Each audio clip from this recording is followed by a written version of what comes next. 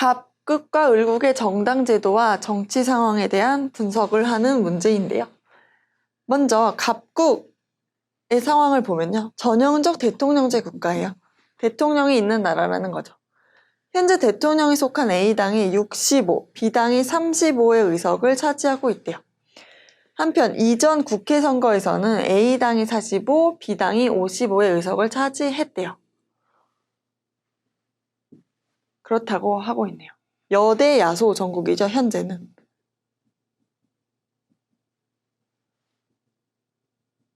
여당이 65라서 대통령이 속한 당을 여당이라고 하죠. 그래서 여당이 크고 야당이 작은 상황이에요. 두 번째, 을국의 상황을 볼게요. 전형적 의원 내각제 국가래요. 현재 7개의 정당이 의회에 진출해 있대요. 다당제라는 걸 알 수가 있어요.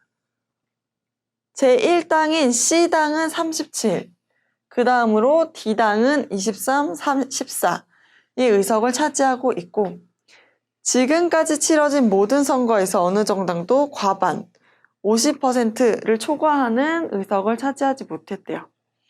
다당제 국가라는 걸 알 수가 있네요. 그렇게 해서 보면은 1번, 갑국의 현재 정치 상황에는 대통령의 강력한 정책 추진이 어렵다. 틀렸죠? 왜? 현재 자기가 대통령 됐고 자기 여당이 65, 과반 됐어요. 대통령 2번 만들어줘. 그러면 자기 소속 정당이니까 만들어 드릴게요. 이렇게 협조적으로 나오겠죠. 그래서 강력한 정책 추진이 어렵지 않다, 쉽다, 용이하다라고 해야겠죠. 2번, 을국에서는 연립내각이 구성될 가능성이 낮다. 틀렸죠. 높죠. 연립내각이라는 건 의원내각제 국가에서 과반을 차지한 정당이 없으면 나타나는 현상이에요. 왜? 원래는 과반을 차지한 정당이 있으면 그 당에서 내각을 이제 만들 텐데 혼자 못 만들죠. 가장 많은 당이 37이에요.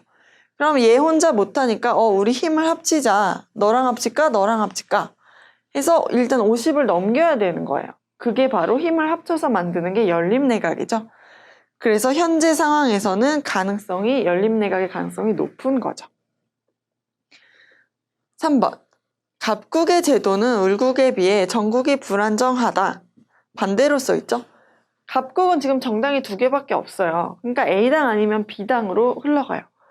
근데 을국에서는 당도 여러 개고 하나가 과반을 차지하지 못하고 있어요.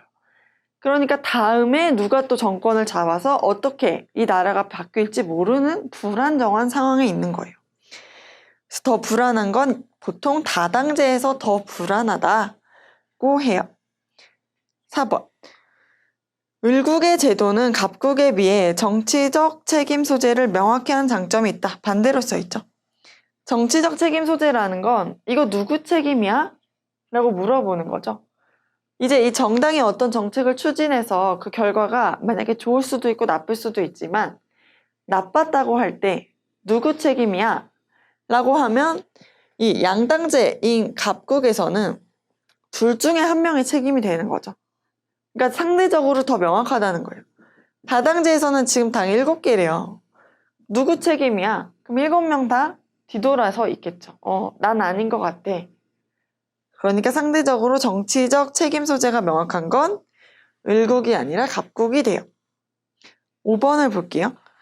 을국의 제도는 갑국에 비해 다양한 의견을 반영하기 용이하다, 쉽다는 거죠. 이게 바로 다당제의 장점이에요. 왜? 당이 7개니까 적어도 7개의 의견이 나올 수 있는 거죠. 그런데 A, B는 2개가 나오는 거예요. 그래서 다양한 의견이 나오기는 좀 힘들겠죠.